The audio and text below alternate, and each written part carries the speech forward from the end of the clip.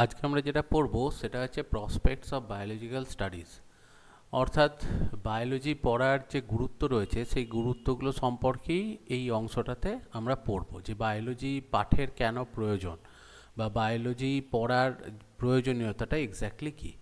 তো যখনই biological actually স্টাডিজের কথা আসি তখন সবার প্রথম যেটা আসে সেটা হচ্ছে কোয়ারিজ। কারণ আমাদের চারপাশে আমরা যখন বিভিন্ন ঘটনাগুলোকে দেখি তখন আমাদের মনের মধ্যে বিভিন্ন রকম প্রশ্ন আসতে শুরু করে, যে এই ঘটনা কেন ঘটছে, কী থেকে এর সূত্রপাত, এই ঘটনার ফলে কি হতে পারে। তো এই সমস্ত কোশ্চেনের অ্যাকচুয়ালি উত্তর খুঁজে পাওয়ার উপায় হচ্ছে সেটা হচ্ছে বায়োলজিক্যাল স্টাডিজ। সেকেন্ড হচ্ছে প্রত্যেকটা ঘটনার পেছনে একটা করে তার সায়েন্টিফিক কনক্লুশন থাকে, একটা তার বৈজ্ঞানিক ব্যাখ্যা থাকে।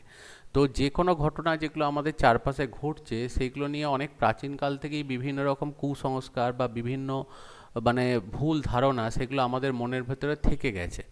তো সেগুলোর যুক্তিসঙ্গতভাবে সেগুলোর এক্সপ্লেনেশন এবং তার সায়েন্টিফিক কনক্লুশন সেগুলো কিন্তু প্রত্যেকটা মানুষের মধ্যেতেই তৈরি হওয়াটা খুব দরকার, কারণ নইলে অনেক মিসকনসেপ্ট সেখানে থেকে যায়, যার জন্য পরবর্তী ক্ষেত্রে তার বিভিন্ন রকম সমস্যা হয়। তো সেই জন্য প্রত্যেকটা ঘটনার সঠিক বিজ্ঞানসম্মত তার যুক্তি, সায়েন্টিফিক কনক্লুশন থাকাটা খুব দরকার। সেটাও কিন্তু বায়োলজিক্যাল স্টাডিজের ফলেই আসে। অন্যদিকে পরিবেশের মধ্যে বিভিন্ন যে জীব রয়েছে, কারণ পরিবেশের মধ্যে মানুষ ছাড়াও বিভিন্ন প্রকারের জীব চারপাশেতে রয়েছে, তো তাদের পারস্পরিক যে সম্পর্ক, যে প্রত্যেকটা জীব একে অপরের ওপর নির্ভর করে বেঁচে রয়েছে, এবং তার সাথে সাথে যে জলভাগ রয়েছে বা যে স্থলভাগ রয়েছে বা যে বাতাস রয়েছে, অর্থাৎ অ্যাটমসফিয়ার, হাইড্রোস্ফিয়ার, লিথোস্ফিয়ার, এই সমস্ত পরিমণ্ডল অর্থাৎ আমাদের চারপাশে যে সমস্ত জিনিসগুলো অ্যাকচুয়ালি ঘিরে রেখেছে এবং যাদের থেকে আমরা বিভিন্নভাবে উপকার পেয়ে থাকছি, তাদের সঙ্গে বিভিন্ন জীবের পারস্পরিক কী সম্পর্ক রয়েছে, অর্থাৎ খুব সোজাভাবে বলতে গেলে জীব আর জড়ের পারস্পরিক যে সম্পর্ক, সেই জিনিসগুলোকে নিয়েই কিন্তু বায়োলজিক্যাল স্টাডিজের মধ্যে আলোচনা করা হয়। তাহলে এটাও একটা খুব গুরুত্বপূর্ণ জিনিস, যে কোনো একটা ইকোসিস্টেমকে টিকিয়ে রাখতে গেলে এই ইকোলজিক্যাল রিলেশনশিপগুলো সম্পর্কে জানাটা কিন্তু খুব প্রয়োজন। তাহলে সেটার জন্য দরকার।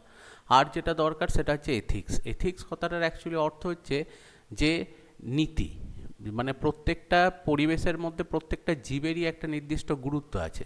তাহলে কোনো একটা জীবকে যদি সেই পরিবেশ থেকে আমাদের কোনো পলিউশনের, আমাদের সৃষ্ট কোনো পলিউশনের জন্য সেটা নষ্ট হয়ে যাওয়া বা আমাদের কোনো কার্যকলাপের জন্য সেই জীবটা আস্তে আস্তে পরিবেশ থেকে যদি বিলুপ্ত হয়ে যায়, তাহলে তার কিন্তু অনেক ক্ষতিকারক প্রভাব আমাদের জীবদেহেতে এসে কিন্তু পড়বে।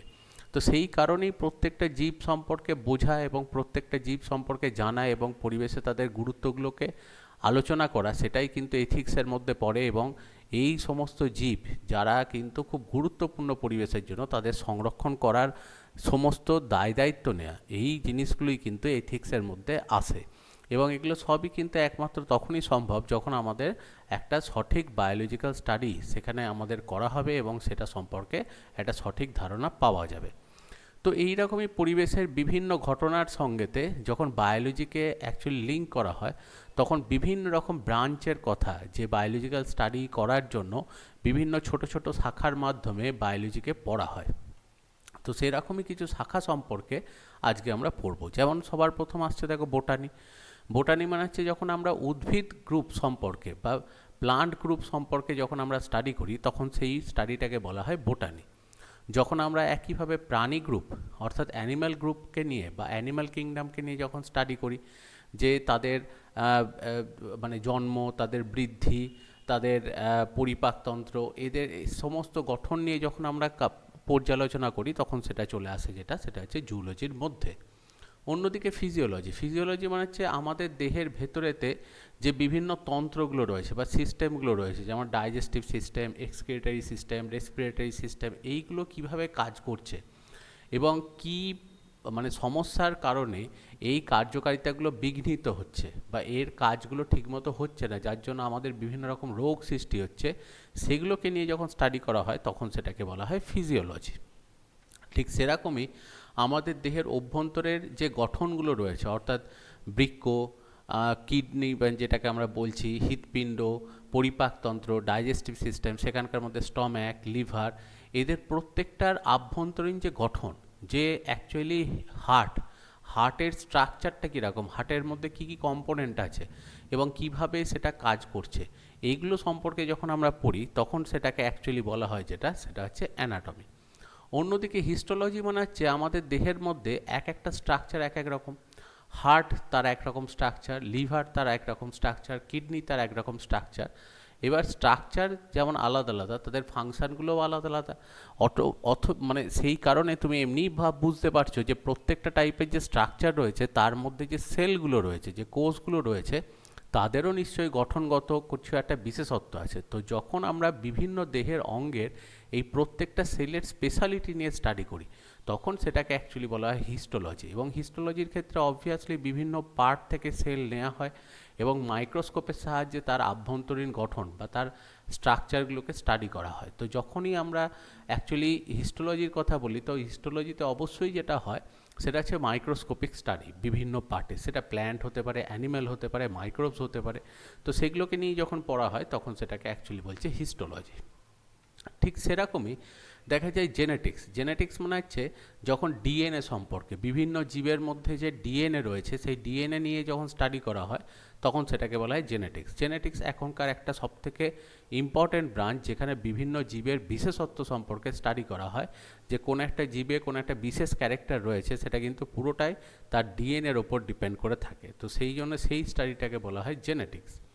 এরপরে যেটা রয়েছে সেটা হচ্ছে ইথোলজি বলতে যেটা বোঝানো হয় সেটা হচ্ছে যে বিভিন্ন জীবের আচরণবিদ্যা। যেমন আমরা অ্যাকচুয়ালি নিজেদের মধ্যে কথা বলে কমিউনিকেট করি, একটা মানুষ আর একটা মানুষের কথা বলে তার মনের ভাবটাকে ব্যক্ত করে, ঠিক সেরকমই দেখা যায় যে আমাদের চারপাশে যে সমস্ত প্রাণীগুলো রয়েছে, যে পিঁপড়ে বা অন্যান্য যে প্রাণী, মৌমাছি বা অন্যান্য প্রত্যেকটা জীবই যারা আমাদের চারপাশেতে রয়েছে, তারা সবাই কিন্তু একে অপরের সাথে কমিউনিকেট করে, কথা বলে, কিন্তু তাদের মাধ্যমটা আলাদা আলাদা। এবং সেটা আমরা জানি না বলে আমাদের কাছে মনে হয় যে আমরাই একমাত্র হয়তো একজন আরেকজনের সাথে কমিউনিকেট করি, কথা বলে নিজের ভাবটা বোঝায়, কিন্তু অন্যদের মধ্যে সেরকম কিন্তু হয় না। কিন্তু অ্যাকচুয়ালি সবার ক্ষেত্রে এটা দেখা যায়, পাখিদের মধ্যেও আছে, অন্যান্য প্রাণীদের মধ্যেও আছে।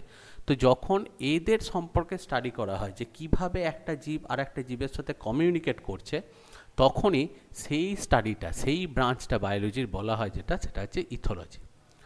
অন্যদিকে যদি আমরা আরও অন্যান্য কথায় আসি, যেমন দেখো অন্যান্য অ্যাপ্রোচের কথাও যখন আসছে, যে বিভিন্ন মডার্ন অ্যাপ্রোচ যেগুলো রয়েছে, যেমন দেখো বায়ো এনার্জেটিক্স একটা ব্রাঞ্চ রয়েছে। বায়ো এনার্জেটিক্স হচ্ছে যখন আমরা অ্যাকচুয়ালি বায়োলজিকে মানে বিভিন্ন বায়োলজিক্যাল সাবস্টেন্স থেকে আমরা শক্তি পাওয়ার কথা ভাবি, তখন সেই ব্রাঞ্চটাকে অ্যাকচুয়ালি বলা হয় সেটা হচ্ছে বায়ো এনার্জেটিক্স। অর্থাৎ যখন আমরা বায়োলজিক্যাল অর্গানিজম বা বায়োলজিক্যাল বিভিন্ন জীব থেকে শক্তি আরোহণ করার চেষ্টা করছি, সেই ব্রাঞ্চটাকেই বলা হচ্ছে বায়ো এনার্জেটিক্স। ঠিক সেরকমই যখন আমরা কোনো বায়োলজিক্যাল স্টাডিজের জন্য বিভিন্ন ইঞ্জিনিয়ারিংয়ের সাহায্য নিই, মানে অ্যাকচুয়ালি দেখো যে এখন মেডিকেল সায়েন্স অনেক উন্নত হয়েছে, যার জন্য অটোমেটিক্যালি দেখা যাচ্ছে যে বিভিন্ন রকম ডিভাইসেস, বিভিন্ন রকম যন্ত্র সেখানে আবিষ্কার হচ্ছে, এবং সেই যন্ত্রগুলো নিয়ে দেখো বিভিন্ন বায়োলজিক্যাল স্টাডিগুলোকে করা হচ্ছে। তো সেইখানেতেই অ্যাকচুয়ালি যেটা ওই মেশিনপত্র যেগুলো দরকার লাগছে, সেই ব্রাঞ্চটাই হচ্ছে বায়ো ইঞ্জিনিয়ারিং। অন্যদিকে বায়োনিক্সও হচ্ছে অ্যাকচুয়ালি স্পেশালাইজড, যেখানেতে বিভিন্ন অ্যাপারেটাস, যন্ত্র, মানে বায়ো ইঞ্জিনিয়ারিংয়েরই একটা পার্ট হচ্ছে বায়োনিক্স, যেখানে বিভিন্ন টেকনিক ইউজ করা হচ্ছে, যেখানেতে শুধুমাত্র যে অ্যাকচুয়ালি ইঞ্জিনিয়ারিংয়ের নয়, ফিজিক্স বা অন্যান্য ম্যাথ, এই ধরনের সমস্ত জিনিসকে ইন্ট্রোডিউস করে বিভিন্ন ডিভাইস তৈরি করা হচ্ছে যেটা হিউম্যান ওয়েলফেয়ারে কাজে লাগছে, সেটাকে অ্যাকচুয়ালি বলছে বায়োনিক্স। অন্যদিকে দেখো বায়োমেট্রি হচ্ছে হিসেব করা, যে বিভিন্ন রকম ক্যালকুলেশন যেগুলো রয়েছে, যে যখন কোনো অ্যাকচুয়ালি বলা হয় যে এমন কিছু জিনিস আছে যেগুলো ওইভাবে কোনোদিনও গোনা বা ক্যালকুলেট করা সম্ভব নয়, যে ধরো বলা হলো যে মানুষের দেহের মধ্যে কতগুলো কোষ আছে, এটা কখনোই বলা কিন্তু ন্যাচারালি সম্ভব নয়, কারণ ওটা ওইভাবে হিসেব করা যায় না। বা বলা হলো কোনো একটা গাছে কতগুলো পাতা আছে সেটা গুনতে হবে, এটা কোনোদিনই সম্ভব নয়। তো মোটামুটি একটা অ্যাজাম্পশান করা হয় যে অ্যাকচুয়ালি বলা হয় যে হিউম্যান বডির ক্ষেত্রে 75 ট্রিলিয়ন কোষ থাকে, সেলস থাকে। তো এটা করা হয় কি বায়োমেট্রি বলে একটা মানে সাবজেক্টের থ্রু দিয়ে, যেটা অ্যাকচুয়ালি স্ট্যাটিস্টিক্সের একটা ব্রাঞ্চ, যেখানেতে অ্যাকচুয়ালি দেখো বায়োলজিকে স্ট্যাটিস্টিক্সের থ্রু দিয়ে এক্সপ্লেন করা হচ্ছে, এবং যেগুলোর এইভাবে প্র্যাকটিক্যালি এক একটা করে গুণে হিসেব পাওয়া সম্ভব নয়, সেগুলোর একটা অ্যাজাম্পশান এই ক্যালকুলেশনের থ্রু দিয়ে করা হয়। ঠিক সেরকমই বায়োম্যাথামেটিক্স কোনো ক্ষেত্রে হয়তো সেল ডিভিশন স্টাডি করার জন্য, তো অনেক ক্ষেত্রে দেখা যায় যে এখানেতে ক্যালকুলেশন বা ম্যাথসের হেল্প দরকার লাগে। যখন ম্যাথসের হেল্প দরকার লাগে তখন সেটাকে বলা হয় বায়োম্যাথামেটিক্স। ঠিক সেরকমই যখন অ্যাকচুয়ালি বিভিন্ন কেমিক্যাল রিয়াকশান, যেমন ফটোসিনথেসিস, রেসপিরেশন বা আদার যে কেমিক্যাল রিয়াকশানগুলো সেলের ভেতরে ঘটছে, এগুলোকে নিয়ে যখন স্টাডি করা হয় তখন সেটাকে অ্যাকচুয়ালি বলা হয় বায়োকেমিস্ট্রি। ঠিক সেরকমই দেখো ফিজিক্সের যখন কোনো কিছু ডিভাইস, যেমন ধরো অ্যাকচুয়ালি মাইক্রোস্কোপ, এইটা পুরো ফিজিক্সের লেন্সের প্রিন্সিপালের ওপরে কাজ করে। তো এই জিনিসটাকে যখন আমরা আমাদের লাইফের ক্ষেত্রে ইউটিলাইজ করছি, তখন এই ধরনের জিনিসটাই অ্যাকচুয়ালি হচ্ছে বায়োফিজিক্স, যেখানে বায়োলজিক্যাল স্টাডিজের জন্য ফিজিক্সকে কাজে লাগানো হচ্ছে, ফিজিক্সের প্রিন্সিপালকে কাজে লাগানো হচ্ছে। এটা ছাড়াও দেখো আরও অনেক ব্রাঞ্চ আছে, যেমন ইকোলজি। ইকোলজি মানে হচ্ছে পরিবেশ সম্পর্কে যখন আমরা স্টাডি করছি, পরিবেশের মধ্যে বিভিন্ন যে প্রাণীগুলো রয়েছে, যে বাঘ, সিংহ, হরিণ, এদের যখন পারস্পরিক রিলেশনশিপ, ইন্টার রিলেশনশিপ সম্পর্কে স্টাডি করি, তখন সেই ব্রাঞ্চটাকে বলা হচ্ছে ইকোলজি। বায়ো ইনফরমেটিক্স, যখন আমরা কোনো সময় যে বায়োলজিক্যাল ইনফরমেশান অ্যাকচুয়ালি পাওয়ার জন্য যখন স্টাডি করি, যেমন আমরা এখন খুব কমন যে কোনো একটা সায়েন্টিফিক টার্ম বা বায়োলজিক্যাল টার্ম যখন আমার প্রয়োজন পড়ে, আমরা দেখবে নেটেতে গুগলে সার্চ করছি, এবং সেখানে সার্চ করলেই সেখান থেকে আমার সেগুলো সম্পর্কে সমস্ত তথ্য কিন্তু আমাকে দিয়ে দিচ্ছে অ্যাভেলেবেল যেগুলো রয়েছে, এবং সেগুলোকে স্টাডি করে আমরা বুঝতে পারছি। তাহলে এই ধরনের জিনিসটাই যে অ্যাকচুয়ালি মানে এখন দেখো বায়োলজিক্যাল কোনো একটা জিনিস বা যে কোনো একটা জিনিস সম্পর্কে ইনফরমেশনের জন্য আমরা কম্পিউটারের সাথে অ্যাসোসিয়েটেড হয়ে গেছি। তো অ্যাকচুয়ালি যখন ইন্টারনেটের সাথে বায়োলজিক্যাল স্টাডি করা হচ্ছে বা বায়োলজিক্যাল স্টাডিজের জন্য ইন্টারনেটের হেল্প নেওয়া হচ্ছে, তখন সেটাকে বলছে বায়ো ইনফরমেটিক্স। ইভলিউশন, এভলিউশন একটা খুব ইম্পর্ট্যান্ট ব্রাঞ্চ, যেখানে দেখো অনুন্নত জীব থেকে আস্তে আস্তে ধীরে ধীরে উন্নত জীব তৈরি হয়েছে। এই উন্নতির ব্যাপারটাকে যখন আমরা স্টাডি করি, তখন সেইটাকেই বলা হয় সেটা হচ্ছে এভলিউশন। তো এভলিউশনও কিন্তু একটা ব্রাঞ্চ। এটা ছাড়াও দেখো মাইক্রোবায়োলজি, যখন আমরা কোনো সময় মাইক্রোবস বা অণুজীবকে নিয়ে স্টাডি করি, তখন সেই জিনিসটাকে বলা হয় সেটা হচ্ছে মাইক্রোবায়োলজি। এবার মাইক্রোবায়োলজিতে যেটা হয় যে ব্যাকটেরিয়া, ভাইরাস কীভাবে আমাদের দেহেতে এফেক্ট করছে, বা কোনো উপকারী ব্যাকটেরিয়া, ভাইরাস যেগুলো কোনোভাবে আমাদের হেল্প করে, তাদের সম্পর্কে যখন স্টাডি করা হয়, সেই ব্রাঞ্চটা হচ্ছে অ্যাকচুয়ালি মাইক্রোবায়োলজি। অন্যদিকে মলিকিউলার বায়োলজি, মানে আমাদের জীবদেহের মধ্যে বা যে কোনো লিভিং অর্গানিজমের বডির ভেতরে অ্যাকচুয়ালি প্রোটিন, কার্বোহাইড্রেট, ফ্যাট, এই সমস্ত কম্পোনেন্টসগুলো রয়েছে। তো যখন আমরা এই প্রোটিন, কার্বোহাইড্রেট, ফ্যাট, এই সমস্ত কম্পোনেন্টসের অ্যাকচুয়ালি স্ট্রাকচার অ্যানালিসিস করি, যে প্রোটিন কী মলিকিউল দিয়ে তৈরি হয়েছে, কার্বন, হাইড্রোজেন, অক্সিজেন, নাইট্রোজেন, তো protein, carbohydrate, fat, DNA, RNA, এগুলো কীভাবে তৈরি হচ্ছে, কোন কোন মলিকিউলস দিয়ে এগুলো তৈরি হচ্ছে, এবং কীভাবে এই স্ট্রাকচারটা ফর্মেশন হচ্ছে, তখন সেটাকে বলা হয় মলিকিউলার বায়োলজি। যখন কোনো সময় দেখা যায় যে বায়োলজির মডার্ন অ্যাপ্রোচ, অর্থাৎ খুব সহজে বলতে গেলে জেনেটিক্সের অ্যাপ্লিকেশান, বাস্তবিক জীবনে জেনেটিক্সকে আমরা মডিফাই করে যে কোনো একটা জীবের যে ডিএনএ রয়েছে, সেই ডিএনএকে মডিফাই করে যখন তাদের বৈশিষ্ট্যের কিছু পরিবর্তন ঘটাতে চাইছি, তখন সেইখানেতে যে টেকনিক ইউজ করা হয় সেটাকেই বলা হয় বায়োটেকনোলজি। যেমন দেখা যায় যে এখন হয় যে উন্নত ফলনশীল ধান, গম, ভুট্টা, এগুলো যে চাষ করা হচ্ছে, তাহলে ওদের কি করা হচ্ছে, সবই ডিএনএ মডিফাই করা হচ্ছে, জেনেটিক্যালি মডিফাইড অর্গানিজম বলে, জিএমও। তো সেগুলো তৈরি করা হয় সবই বায়োটেকনোলজির থ্রু দিয়ে। অন্যদিকে যখন ক্যান্সার নিয়ে পড়া হয়, তখন ক্যান্সার নিয়ে স্টাডিকে অ্যাকচুয়ালি বলা হয় অঙ্কোলজি, যে ক্যান্সার নিয়ে স্টাডি। ঠিক সেরকমই জীবের দেহেতে ধরো কিভাবে অ্যান্টিবডি প্রোডাকশান হচ্ছে, অর্থাৎ অনেক সময় অনেক রোগ থেকে বাঁচার জন্য দেখবে আমাদের ভ্যাকসিনেট করতে হয়। তো যখনই এই ভ্যাকসিনেশান করা হয়, তাহলে এই ভ্যাকসিনেশান করার ফলে তার দেহের ভেতরেতে অ্যান্টিবডি প্রডিউস হয়, যেটা তাদের রোগ জীবাণুর থেকে আটকাতে বা রোগ জীবাণুর থেকে বাঁচতে তাদের অ্যাকচুয়ালি হেল্প করে। তো কিভাবে এই কাজটা হয়, সেইগুলো সম্পর্কে যখন আমরা স্টাডি করি, যে একটা ভ্যাকসিনেশান করানোর ফলে কিভাবে তার রোগ প্রতিরোধ ক্ষমতা গড়ে উঠছে, সেগুলো নিয়ে স্টাডিটাই হচ্ছে অ্যাকচুয়ালি ইমিউনোলজি। ঠিক সেই রকমই দেখা যায় যে পরিবেশের মধ্যেতে গোটা পৃথিবীতে সব জায়গায় বায়োডাইভার্সিটি কিন্তু সমান নয়, কারণ এক একটা জায়গায় বায়োডাইভার্সিটি এক এক রকম হয়। যেমন একদম পোলার রিজিয়ন যেখানে প্রচণ্ড ঠান্ডা, সেখানে এক ধরনের জীব থাকে। যেখানকার পরিবেশ খুব গরমও নয় খুব ঠান্ডাও নয়, সেখানে এক ধরনের জীব থাকে। আবার যেখানকার পরিবেশ একদম ট্রপিক্যাল রেন ফরেস্ট রিজিয়নেতে, যেখানে তাপমাত্রা খুব বেশি, সেখানে একটা টাইপের জীব আমরা দেখতে পাই। আবার পাহাড়ের ওপরে এক ধরনের গাছপালা থাকে, এক ধরনের প্রাণী খুঁজে পাই। আবার মাটির নিচেতে আমরা কিন্তু অন্য রকমের সেখানে মাইক্রোবস বা অণুজীব খুঁজে পাই। তার মানে পৃথিবীর সব জায়গাতে কিন্তু জীব একই রকমের নয়, বায়োডাইভার্সিটি কিন্তু একই টাইপের নয়। তো যখন জিওগ্রাফিক্যাল ডিস্ট্রিবিউশন মানে জিওগ্রাফিক ডিস্ট্রিবিউশনের বেসিসে আমরা এরকম জীবের ডাইভার্সিটি দেখি, এগুলোকে নিয়ে যখন স্টাডি করা হয়, তাহলে সেটা অবশ্যই চলে আসে যার মধ্যে, সেটা হচ্ছে বায়োজিওগ্রাফি তার মধ্যে। তাহলে এইগুলো গেল বিভিন্ন ব্রাঞ্চ যেগুলো এখন আমরা স্টাডি করছি বায়োলজিকে জানার জন্য। সেই রকমই দেখা যায় বাস্তব জীবনে অনেক জায়গাতেই কিন্তু বায়োলজিকে আমরা অ্যাপ্লাইও করি, কারণ বায়োলজিক্যাল স্টাডিজের অ্যাকচুয়ালি গুরুত্ব হচ্ছে বা ইম্পর্টেন্স হচ্ছে বা সিগনিফিক্যান্স হচ্ছে সেটা হচ্ছে সেটার বাস্তব জীবনে তার প্রয়োগ বা অ্যাপ্লিকেশান।